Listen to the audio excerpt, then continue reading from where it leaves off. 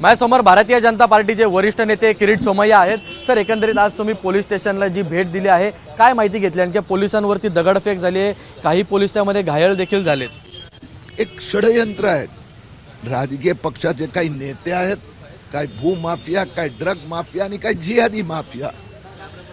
अशा प्रकाराने एका बाजूला रेल्वेचा विकास अडवायचा आणि दुसऱ्या बाजूला स्वतःचा लँड जिहाद, एक बांगलादेशी आणि मुस्लिम अतिक्रमण, ज्याला देवेंद्र फडणवीस सरकारने धडा शिकवला आहे।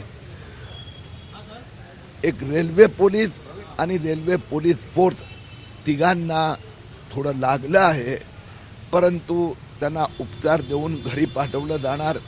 त्याचबरोबर स्थिती नियंत्रणात, साफसफाई सुरू झाली आहे आणि लगेचच जसं अतिक्रमण हटवलं की रेल्वे ताबडतोब तिथे बांद्रा टर्मिनसचा विकासाचं काम ताबडतोब सुरू करणार। किरीटजी, तुम्ही 2-3 वेळा तिकडे भेट दिली होती, काही अधिकाऱ्यांबरोबर पाहणी केली होती आणि त्यासोबत तुम्ही काही निदर्शनात आणून दिलं होतं की कशा प्रकारे लँड माफिया इकडे उदयास येत आहेत। तर काय सांगाल, आता संपूर्णपणे तिकडे तोडक कारवाई अजून चालू आहे, एकंदरीत म्हणजे तुमच्या ह्याला यश आलंय? मी सगळ्यात पहिलं railway police force, police, railway अधिकारी यांचं कौतुक करतो। 10 मार्चला आपण पहिल्यांदा गेलो होतो, त्यावेळी आपण बघितलं की रूळ म्हणजे लाईन क्रमांक 8 आणि 9 दोन्ही ताब्यात होते। तिथे रात्री दुकानं लागायची, खाटं टाकून लोक झोपायचे, बकऱ्यांचे अड्डे। हे त्या काळात पहिल्या 15 दिवसात ते हलवण्यात आलं, तिथे एक फेन्स टाकण्यात आली आणि आता पूर्ण प्लॉट मुक्त करण्याचं काम सुरू आहे। मला माहित आहे की वोट जिहादवाले उद्धव ठाकरे सेना नेते, काँग्रेसचे नेते, त्याचप्रमाणे MIMचे, नवीन मुस्लिम लीग, हे त्यांचा वोट जिहादसाठी हे सगळे दगडफेकचे उलटे सीधे धंदे,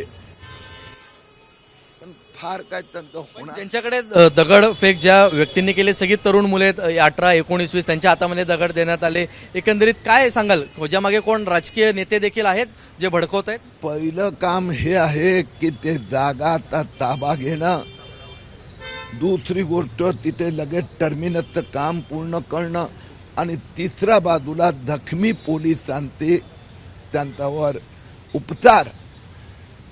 आणि पोलिसांचाही लक्षात आलेलं आहे, जे इंटेलिजन्स एजन्सीचाही लक्षात आलेलं आहे कोण आहेत ते, बरोबर त्यांची कारवाई होणार।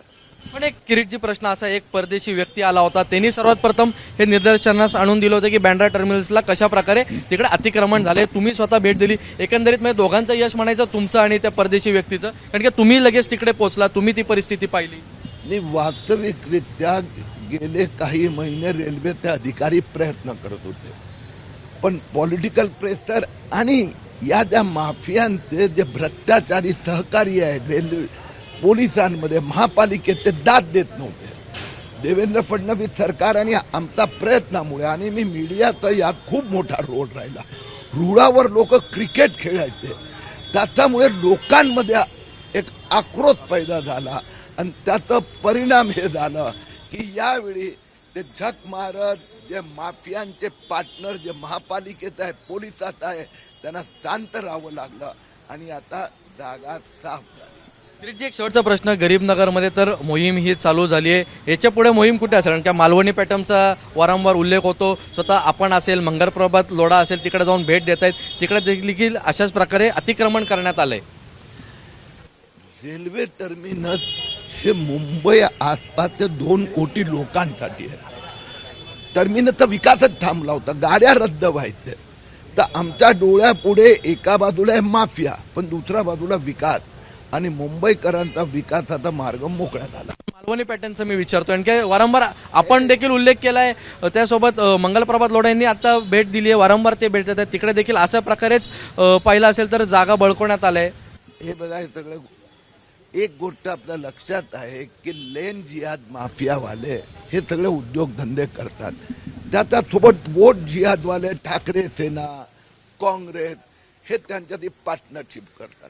आपण बघितलं, धारावीची मस्जिद अनधिकृत कोर्टाने घोषित केली आणि 12 तासात उद्धव ठाकरे सेना नेता आणि काँग्रेस 10,000 लोकांचा मोर्चा घेऊन गेले त्यावेळी आम्ही ते मस्जिद पाडू शकलो नाही. मला प्रचंड अफसोस होता.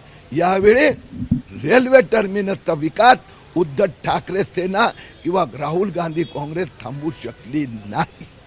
किरीटजी तुम्ही परत मी जो प्रश्न विचारतोय तो मालवणी संदर्भात विचारतोय स्पेसिफिक. स्वतः आपण देखील अनेक वेळा त्याचा उल्लेख केलाय. मंगल प्रभात लोढा तिकडे पण असंच अतिक्रमण आहे ना. आपण तर ते सिद्ध करून दाखवलं होतं. तर तिकडे देखील यापुढे असंच तुम्ही पाठपुरावा करत तिकडे कारवाई करायची मागणी करणार आहे. आता आहे की पॅटर्न काही नाही आहे. ओपन सिक्रेट आहे. पण ओपन सिक्रेट आहे की वोट जिहाद, त्यांना वोट पाहिजे आणि वोटसाठी त्यांना अनधिकृत जागेवर कब्जा पाहिजे. तर मग तो मालवणी असो किंवा मी आता बघा उद्या मिटिंग आहे महापौरांकडे, ते 164 शाळेपैकी 65 शाळा जे इस्मान तर लँड जिहाद आहेत, शाळा जिहाद आहेत. म्हणजे हे जे धर्मांध लोकांचे जे उलटे सिद्धे धंदे आक्रमकता, आज आनंदाची बाब ही आहे की कालपासून हे जे सुरू आहे आणि ज्या प्रकाराने लोकांचा जो कौतुकाचा वर्षाव आहे ना, त्यामुळे समाधान झालं की माझा भारतातला मुंबईचा हिंदू देशभक्त जागा झाला. धन्यवाद. हे होते किरीट सोमय्या ज्यांनी वारंवार त्या ठिकाणी भेट दिली होती आणि भेटी दरम्यान त्यांनी अधिकाऱ्यांना काही निर्देश दिले होते आणि ते निर्देश दिल्यानंतर एकंदरीत आता ही कारवाई ही आपण 2 दिवसापासून झालेली बघू शकतो. कॅमेरामन हेमंत कदमसह ईशान देशमुख, एबीपी माझा, मुंबई.